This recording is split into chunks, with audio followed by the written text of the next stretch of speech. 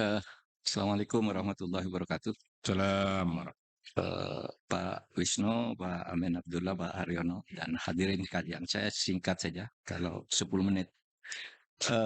Pertama gini, saya ini mungkin salah tepat ya ketika diletakkan pada sesi kedua. Harusnya dulu saya masuk yang angkatan pertama tuh, bicara demokrasi dan praktek hukum dan etika penyelenggaraan negara.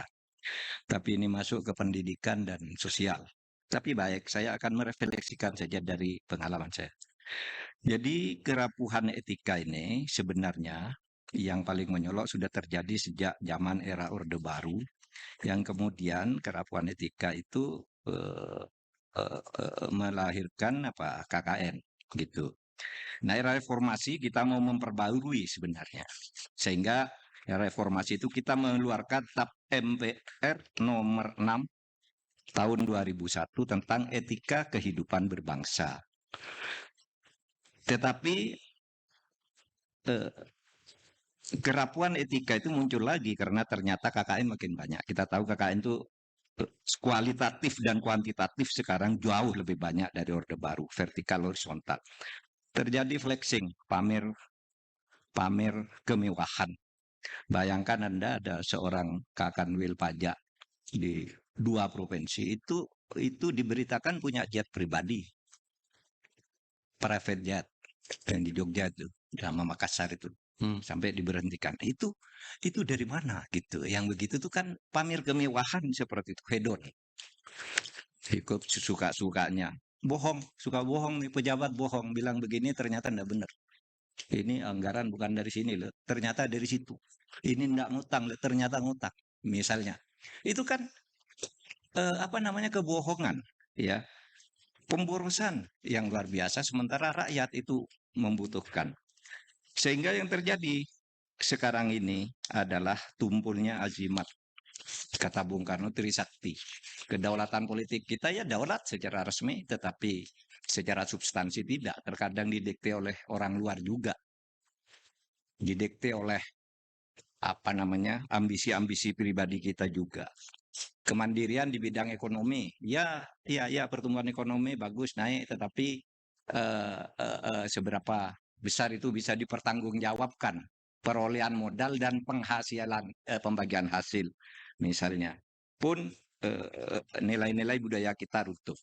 Jadi saudara, bagi saya etika itu sederhana, melakukan kebaikan bukan karena kewajiban hukum, melakukan kebaikan bukan karena kewajiban hukum, tapi juga sering melakukan kejelekan dengan menggunakan hukum sebagai alasan sehingga tampak benar. Mari kita lihat nih, Pak Habibie itu melakukan kebaikan bukan karena hukum. Misalnya begitu beliau terpilih sebagai presiden, menggantikan Pak Harto, apa yang diumumkan pertama? Saya akan memerintah sebentar karena tahun depan akan mengadakan pemilu. Kalau mau ikut hukum, Pak Habibie itu presiden 5 tahun. Sampai tahun 2003. Tapi dia punya etika. Wah, ini saya menggantikan pemerintah yang dianggap rusak, maka saya hanya akan mengantarkan pemilu.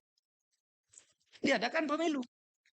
Dia hanya memerintah sampai bulan Oktober. Sesudah Oktober, dia pertanggungjawabannya tidak diterima oleh MPR. Dia menyatakan saya tidak mau menjadi calon presiden. Kenapa? Karena pertanggungjawaban saya ditolak. Loh, diberitahu oleh Amin Rais, oleh Wiranto, Pak, ditolak pertanggungjawaban masih tetap boleh jadi calon presiden dan Bapak akan menang nanti. Tapi kata Habibie, tidak.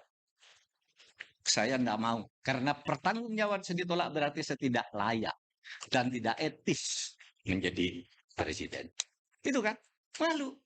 Sebaliknya ada presiden lain yang cari-cari akal untuk memperpanjang jabatan. Jangan ketawa, saudara mengira presiden ini Robert Mugabe. Robert Mugabe di Zimbabwe itu jadi perdana menteri. Merasa ya tahun depan nih saya habis jabatan, habis kekuasaan saya. Diubah undang-undang dasarnya menjadi sistem presidensil. Dia jadi presiden pertama. Ikut pemilu terus, pemilunya dihitung di rumahnya. Lalu diumumkan dia menang-menang terus sampai diusir oleh rakyatnya. Ya kita bandingkan Pak Habibie dengan Mugabe saja gitu. Biar pulangnya aman. Baik, berikutnya ini. Download Tribun X sekarang. Menghadirkan lokal menjadi Indonesia.